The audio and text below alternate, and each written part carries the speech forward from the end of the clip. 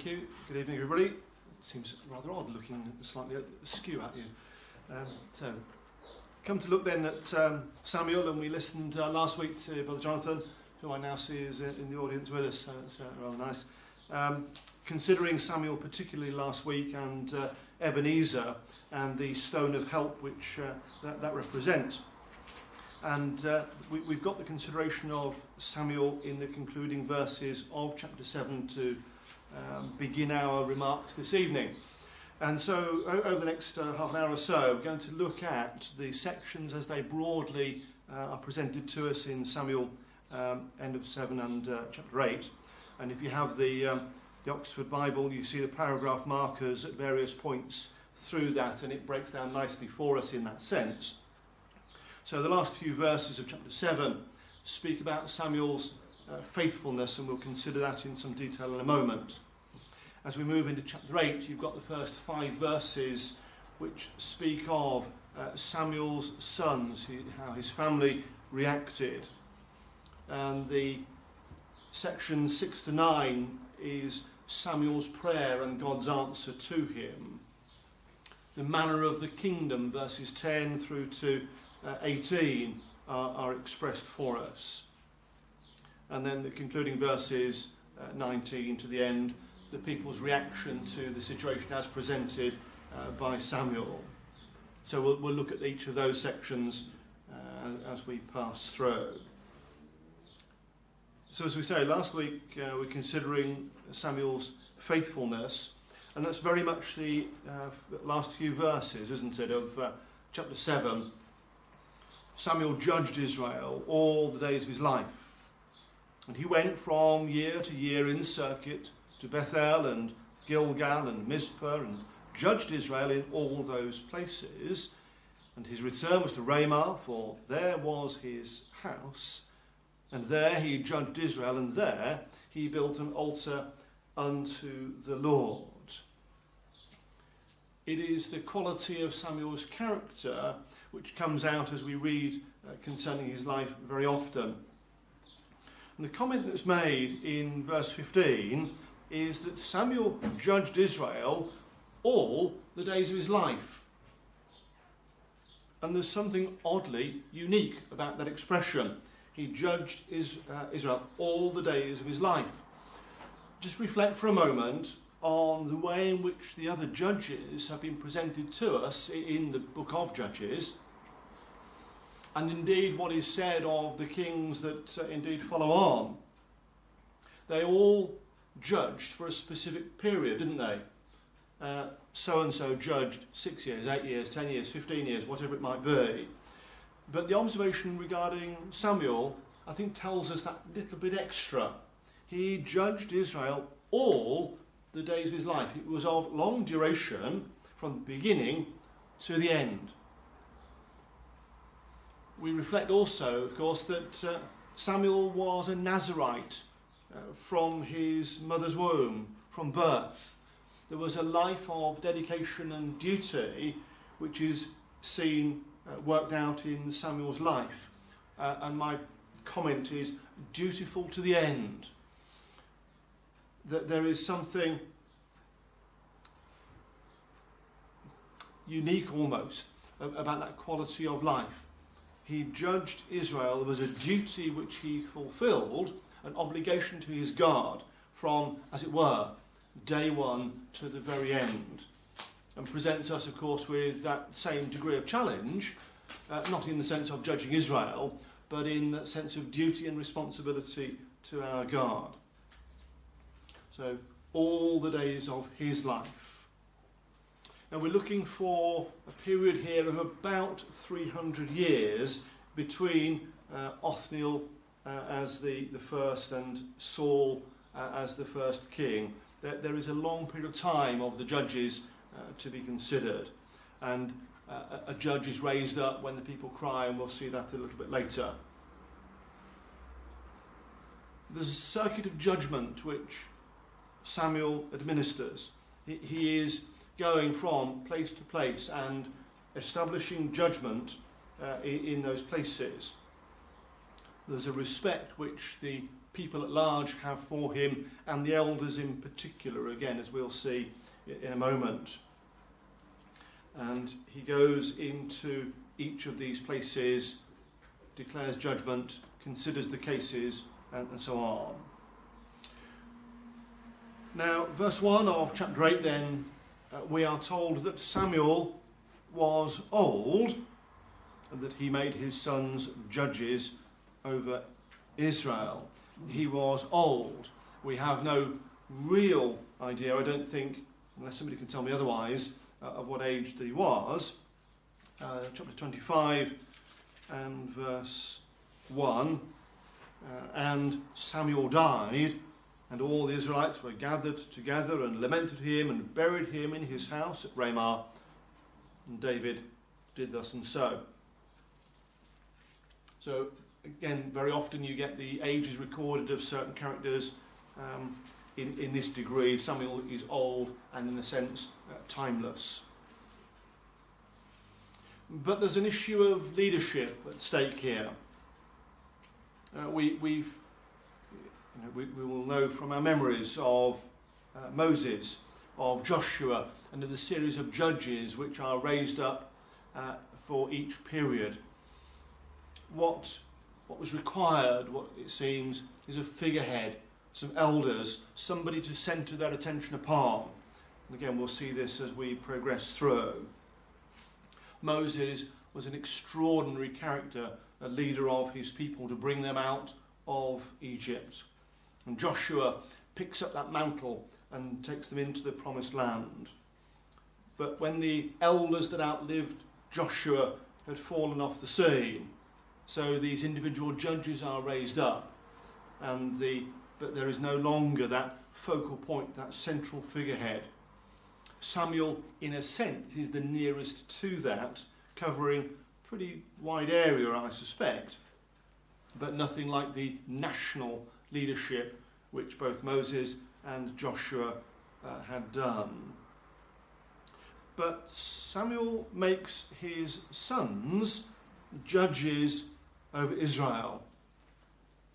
The names are given to us as Joel and Abiah. The meanings of the names are an interesting challenge. Yah is his God, is Joel, and Abiah, we'll perhaps recognise the Ab, father of, or father is, Yah. It could be translated worshipper of Yah also. But isn't that an interesting use of the language and the words here, Joel and Abiah? In both cases, there is a reference to Yah, the memorial name, and one can imagine the naming with confidence and anticipation by Samuel of these two boys who hopefully would walk in his ways, named with confidence, you might say. But we learn that his sons, verse 3, walked not in his ways, but turned aside after lucre and took bribes and perverted judgment. What a challenge this presents for us. Samuel, on the one hand, as a remarkable leader, a sincere judge, one who worshipped God and judged Israel all the days of his life. But his two sons walked not in his ways. And it's a challenge for us, isn't it, in parenting, and we look and pray for our children to follow in the right way, but it doesn't always work out in the way that one might have hoped. And there are several examples in both the Old and the New Testament of children who do not walk in the ways of their fathers. It may be a cold comfort in some ways, but it just reminds us of the challenges that face each generation, passing on the best principles and the honour of God's name, but there's no guarantee that our children will walk in that same way. The same issue was with Eli, wasn't it? His sons walked not in his ways. Eli is criticised, it's acknowledged that he failed to correct his sons as they went astray. But nonetheless, it just reminds us of how challenging it is. Verse 4, then all the elders of Israel gathered themselves together and came to Samuel unto Ramah. And it took me a moment just to reflect on this. It's the elders that come and make representation. Samuel is absolutely the recognised judge in the land and treated with great honour and respect. But there are, of course, also, as it were, local community leaders and judges in each of the cities and towns as they are scattered around. And so the elders of the towns and the villages, the community leaders, come and present their concerns and their case to Samuel. The elders perhaps makes us think of Moses and the appointments which he made, those that would help him disseminate that judgment and the honour of God's name. So the elders come, verse 5, and present their supplication to Samuel and say, behold, thou art old. Not sure that's a very complimentary thing to be doing, but there we are. And thy sons walk not in thy ways. Now make us a king to judge us like all the nations.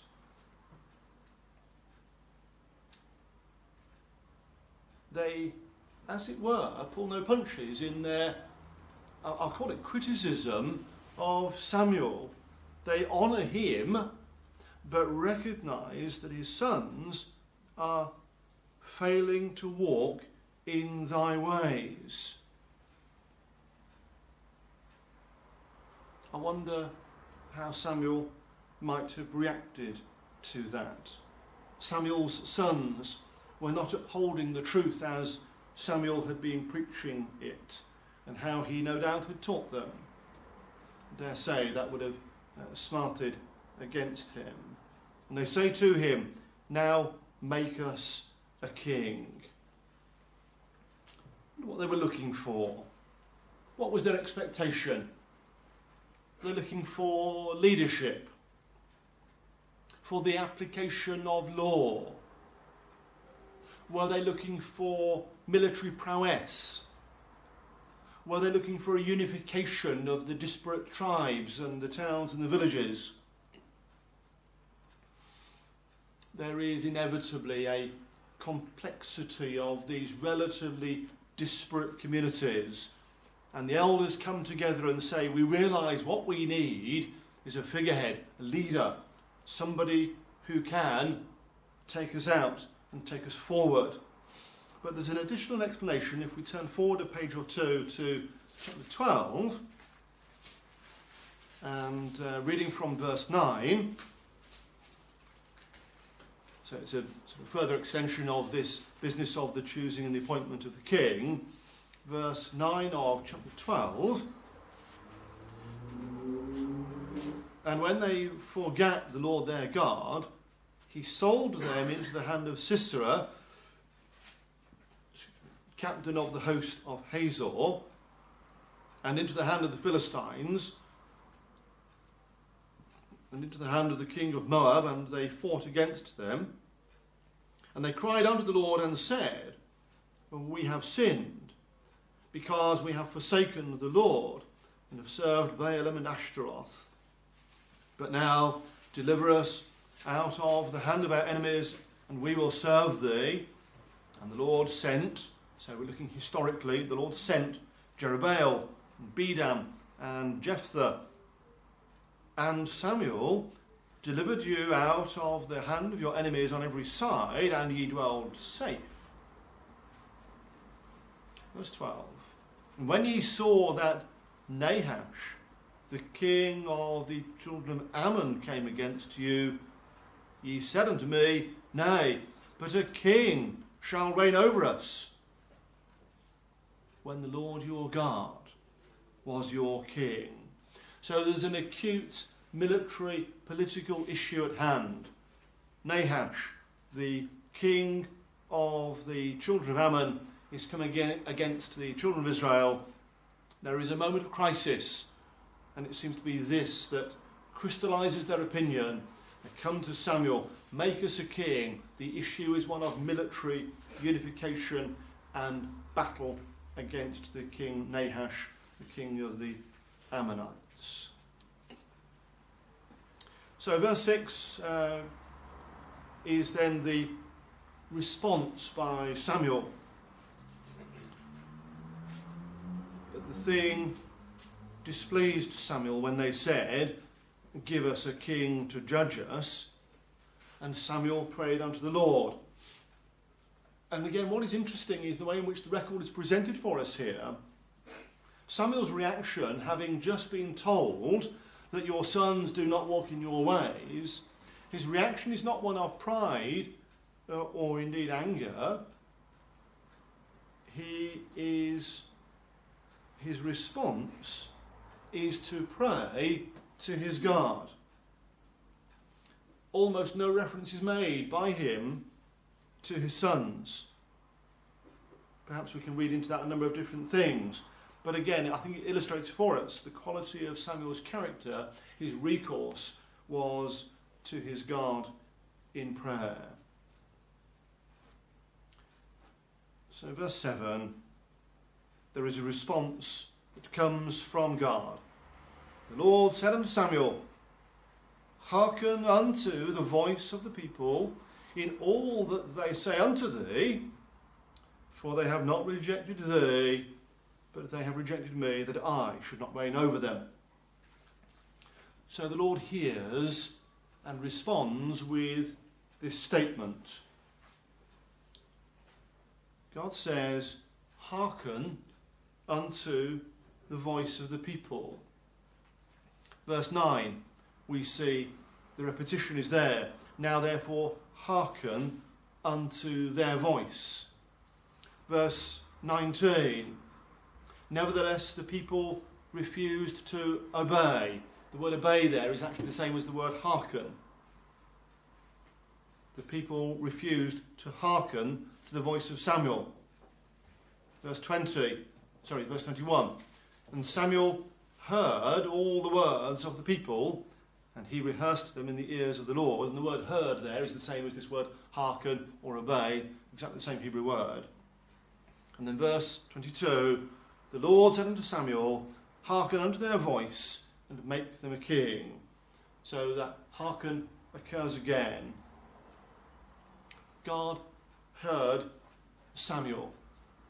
Samuel heard the people, but the people refused to hear, is the message which comes through that particular sequence. And then, the second part of verse 7, we get this rather sad but powerful statement. They have not rejected thee, but they've rejected me, that I should not reign over them. In some way, perhaps in some smaller way, we've seen this before, the record of Gideon. Turn back with me to Judges 8. It's after the conquest of conquest by Gideon of the Midianites. Judges in chapter 8.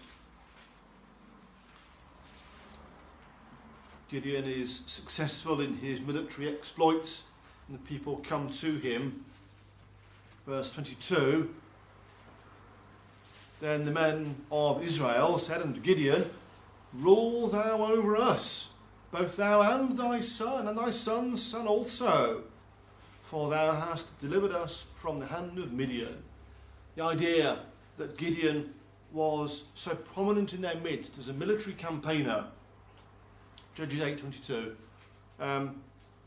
and the honour and respect is such that the people say to him, we're prepared to let you begin a dynasty, royal dynasty. Your son and your son's son should rule over us.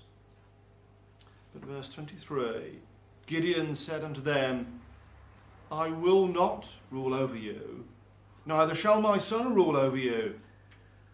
Listen to this. the Lord shall rule over you. That was the way it should have been, that Yahweh was their God and their King that should rule in their hearts. Now it's interesting, slight diversion perhaps, 1 Samuel chapter 2, we have the wonderful words and the song of thanksgiving by Hannah, chapter 2 of 1 Samuel, and we'll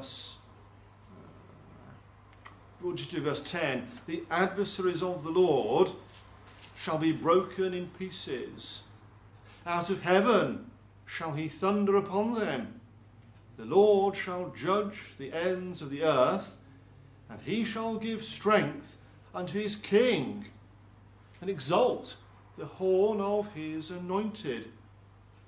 She refers to a king. There was no such thing in Israel. No king was there. It wasn't to be for some little while to come. Hannah's thanksgiving perhaps indicates that greater kingship which she hoped for. Perhaps we can make a link also in the way in which the kingdom should have been considered, the way in which perhaps in some ways we consider it in public address terms about the kingdom of the Lord. Turn forward to Chronicles, 1 Chronicles and chapter 28. 1 Chronicles 28 and verse 5.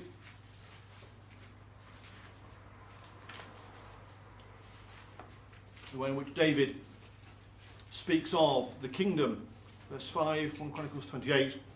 And of all my sons, for the Lord hath given me many sons, he hath chosen Solomon my son to sit upon the throne of the kingdom of the Lord over Israel. It was the Lord's kingdom, it was Yahweh's kingdom. And David recognised that it was the Lord's throne. And he, as it were, was in jurisdiction in that behalf. And then in chapter 29 and verse 23,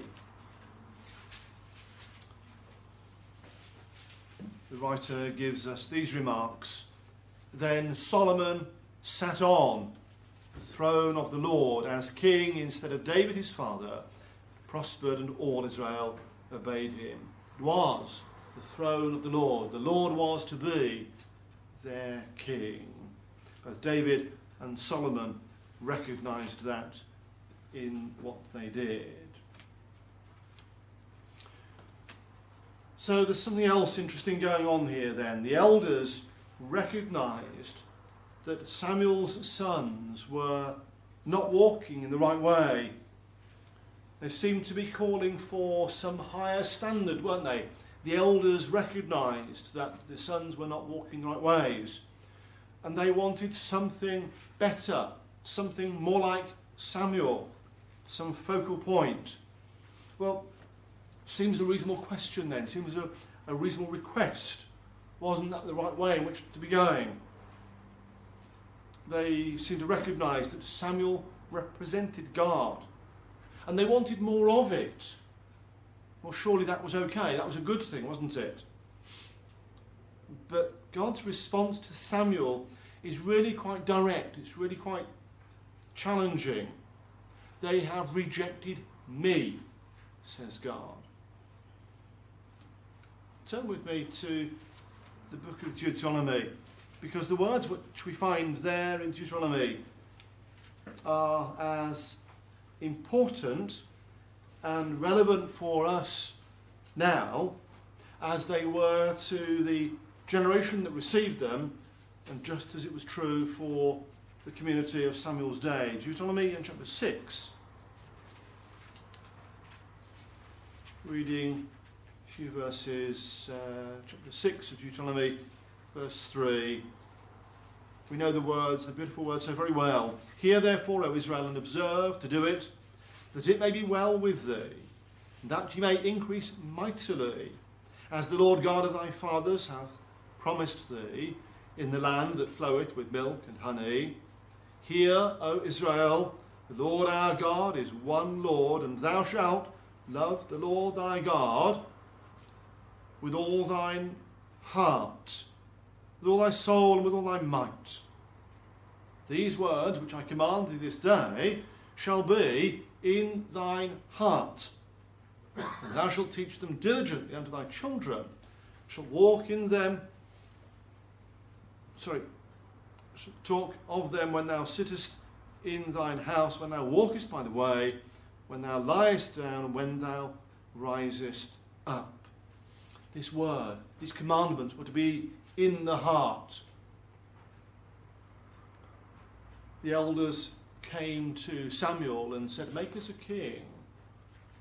But the responsibility was with themselves.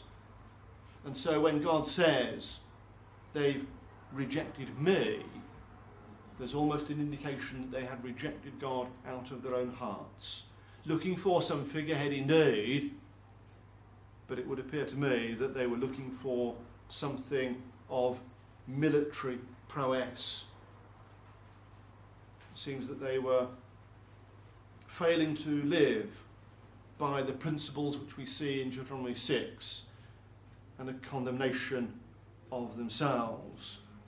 As we say, these words are just as relevant for that generation as for ours, and it presents us that very same question. Does God reign over us? Is God and his word in our hearts? And that they are individual and challenging questions.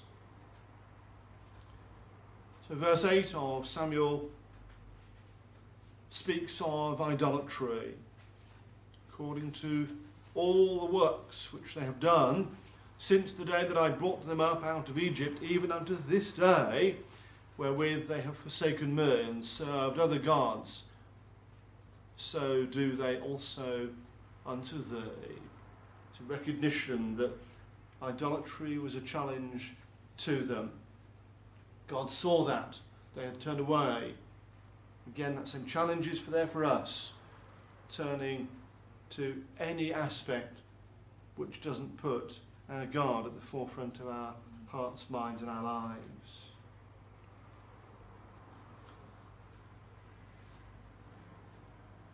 Maybe the challenge is there for us. It talks about bringing them up out of Egypt, and that they had served other gods so often. It's very easy, very tempting almost, to criticise that generation without sufficiently looking at ourselves. So verse 9 goes on, now therefore, says God, hearken unto their voice, howbeit, yet protest solemnly unto them, and show them the manner of the king that shall reign over them. Protest solemnly. The way in which the Hebrew provides emphasis is to repeat the same word, and it is equivalent to saying protest, protest. In English we use a different word as an additional modifier, but this is protest, protest. It is repeated for emphasis. And this word manner, show them the, this will be the manner of the kingdom, show them the manner of the king. It's the verdict, it's the judgment, the same word translated. It's describing what it was to be like, what the king was to be like that they would ultimately choose. But it also, I think, in the sense of this verdict or judgment, gives us the view of how history would view the choice of that king and the way in which the king would behave. Chapter 10 and verse 25. Same expression. Samuel told the people the manner of the kingdom and wrote it in a book and laid it up before the Lord. And Samuel sent all the people away, every man to his house. So the manner of the kingdom and the king is described. Back in chapter 8, verse 11, this will be the manner of the king, same word, that shall reign over you. And he will do all of these things. And it goes on to speak of the power and the grandeur, the trappings that would attract to this king.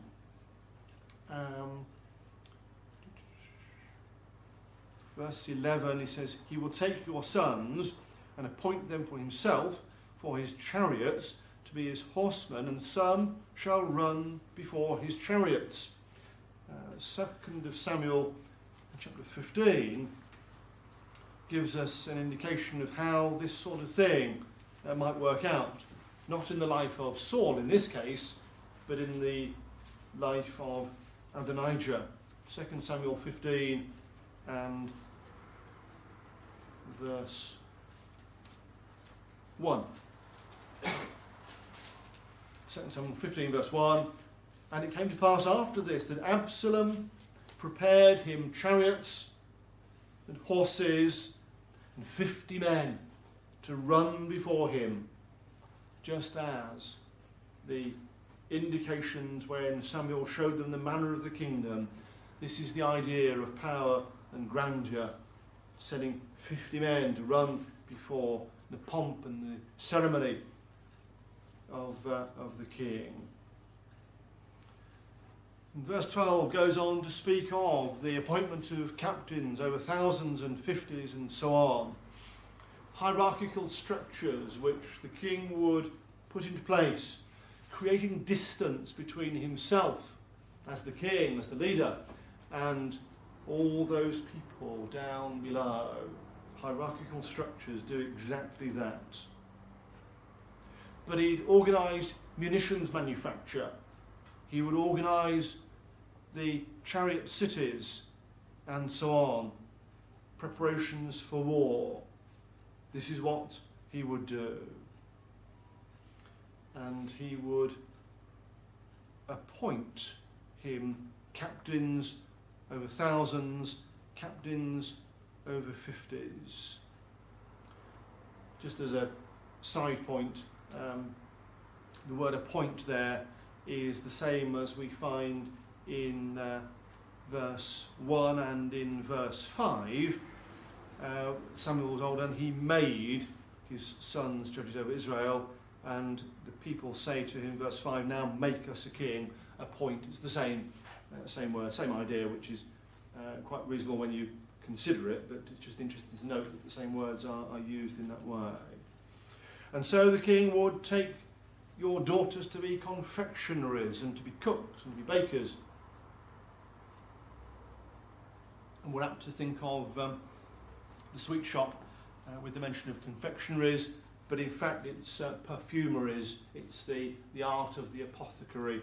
It's the blending together of sweet spices. It's the idea of confectionaries in this case, but very much feminine versions of. Why it makes it that in that way, not sure I've necessarily worked out, but that's indeed what it is. Verse 14, what he'll do also, he will take your fields and your vineyards and your olive yards, even the best of them, and give them to his servants. The implications here, the king would dispossess them of their land, quite contrary to the obligations regarding the land that was to be in leasehold to the people. It was passed on from father to son, it was their inheritance. Here the king, and absolutely would do, take to himself lands and so on. Interesting from an English point of view, where it says he will take your fields and so on. You notice also it says in verse 13 he will take your daughters. Verse 15 he will take the tenth of your seed. Verse 17 he'll take the tenth of your sheep. Actually crops up 6 times. number of man? Perhaps so. It's only an English observation, so I'm sure we can attach that much importance to it. But he was to take the 10th, verse 15, the 10th of your seed and your vineyards, and give to his officers and to his servants. We recognise this 10th, don't we? The tithe. Crops up also in verse 17. He'll take the 10th of your sheep, and you shall be his servants. There's an extraordinary similarity in concept terms to the requirements of the Mosaic law. The tithe was taken of the people, and it was the means by which the priests and the Levites were maintained. They had no inheritance. The Lord was their inheritance. A tenth, a tithe, was taken of the people so that the priests and the Levites could be maintained in their work and obligations. So here the king is to take a tenth. Does that mean that the taxation was suddenly to be doubled from 10% to 20% against the people? Or was the Levitical system being plundered as the effect of that? Perhaps we can't really comment. So to what extent then do we see Saul's life and his actions reflected in the portrayal that we have here? Chapter 22 of 1 Samuel perhaps gives us one indication. A little bit oblique, but obviously much later on we've got Saul the king appointed, and we're in the period where conflict between Saul and he's pursuing David. Verse 6 of chapter 22, when Saul heard that David was discovered and the men that were with him, now Saul abode in Gibeah under a tree in Ramah, having his spear in his hand, and all his servants were standing about him. Verse 7, and Saul said unto his servants that stood about him, Hear now, ye Benjamites, will the son of Jesse give every one of you fields and vineyards, and make you all captains of thousands and captains of hundreds, and all of you have conspired against me, and so on? Isn't that an indication that Saul had done exactly as had been predicted by Samuel? Did I just say Samuel twice then? Saul was doing as the king. He was taking the fields and the vineyards and giving them to his captains and to his officers. But the declaration that Samuel makes here is for the manner of the kingdom. It would be true in principle and in general for the kings that would be appointed in succeeding generations, not just for Saul himself. This was the pattern of the kingdom that would follow.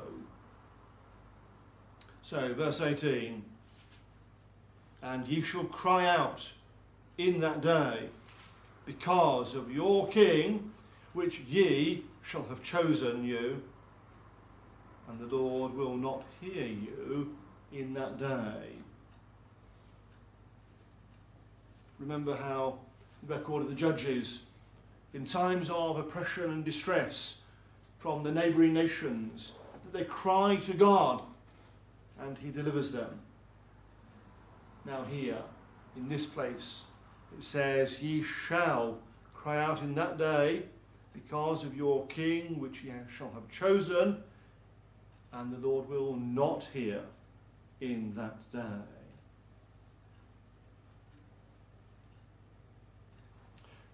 There's almost an opportunity here to be careful what you wish for, because sure enough it comes through. You should cry out, says the end of the verse. And Exodus chapter 2 is the first occurrence of that. We'll not go there for the time. Exodus 2 and verse 23. The the choice of the people, and they cry out to God for deliverance, and in that case God hears them and delivers them from Egypt. We probably need to go to these. Proverbs and chapter 1.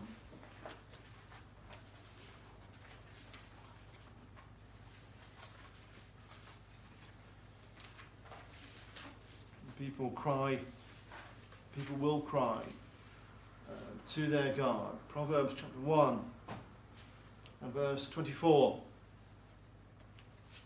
Because I have called, and ye refused. I have stretched out my hand, and no man regarded. But ye have set at naught all my counsel, and would none of my reproof. I also will laugh at your calamity. I will mock when your fear cometh. When your fear cometh as desolation, and your destruction cometh as a whirlwind, when distress and anguish cometh upon you, then shall they call upon me, but I will not answer. They shall seek me early, but they shall not find me. It's chilling, isn't it, in a sense, that God called out and they refused to hear, so the people in their distress would call out, and as it were, God would refuse to hear. Prophet Jeremiah gives us the same idea. Jeremiah and chapter 11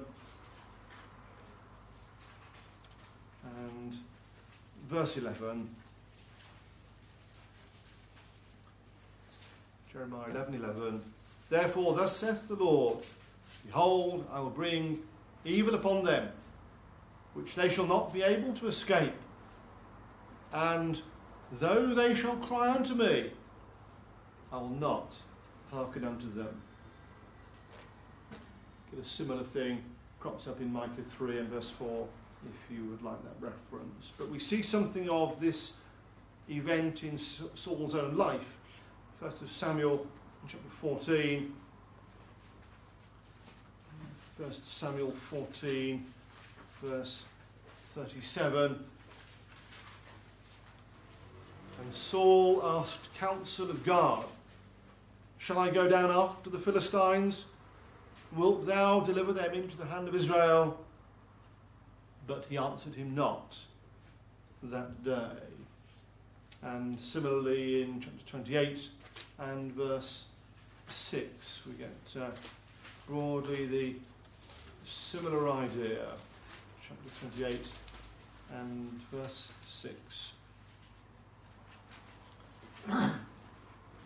Seeking to the witch of Endor, verse 6. When Saul inquired of the Lord answered him not, neither by dreams, nor by Urim, nor by prophets. So the people refused to obey. Verse 19 of chapter 8.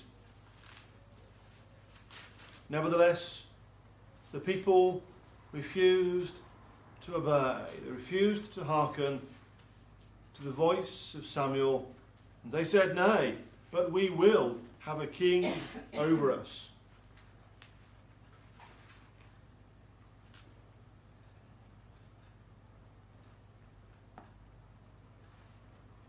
There's several places where it occurs, and it's indicative of the national mind. But of course, by the same degree, it's indicative of the challenge of human nature. We saw in Jeremiah the same idea. God called and they refused to hearken. Comprehensively, it's presented in Zechariah's prophecy. Zechariah and chapter 7. Reading a few verses from there.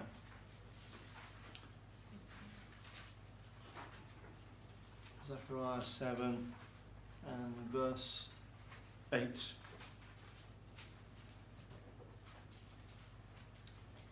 The word of the Lord came unto Zechariah, saying, Thus speaketh the Lord of hosts, saying, Execute true judgment, show mercy, and passions every man to his brother, and oppress not the widow, nor the fatherless, the stranger, nor the poor. And let none of you imagine evil against his brother in your heart. But they refused to hearken, and pulled away the shoulder, and stopped their ears, that they should not hear. Yea, they made their hearts as an adamant stone, lest they should hear the law, and the words which the Lord of hosts hath sent in his spirit by the form of prophets. Therefore came a great wrath from the Lord of hosts. We see Samuel executing true judgments, but his sons were not walking in the right ways. And the challenge to the people was that they should not refuse, but should indeed hearken to the words of Samuel and the words of the Lord. So back in chapter 8 of Samuel, we begin to draw to a conclusion. What was the attitude of the people? Verse 20, that we also may be like all the nations, that our King may judge us and go out before us and fight our battles. So that fight our battles crops up, and Nahash is there in our minds. But maybe here is the challenge, that extra challenge for us, that we may also be like all the nations. Israel was different. They were God's chosen people. But maybe they didn't like it. Maybe they weren't so happy being different. That challenge of being different is there for us. Something which the psychologists call social conformity. It's a very powerful thing when we are different from our peers and our neighbours and so on. Sometimes it's been uncomfortable.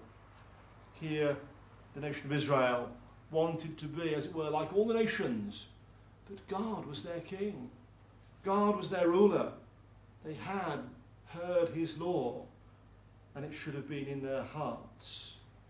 And of course, that's the same challenge for us. We've heard his law through his word. We are drawn into being too like the world, because sometimes it's uncomfortable being different. But we have to stand and be different from the people of this world and follow our God in all our ways. And so the last verse says, as it were, let it be so. It is to be in this way. And of course, Saul, as we well know, is selected in due course, and presumably the studies that you've got following will bring that together for you. And so, record of history, most certainly, in the life of Samuel. The opportunity to see into the future with the way in which the king and the kingdom would develop. But provided through this are the lessons for our life also. Yes, we look back into history. Yes, we look at the way in which God has dealt with his people. But also that challenge is there for us each day of our lives. That our God is our King, that he rules in our hearts, and that we should walk in his ways. Thank you very much.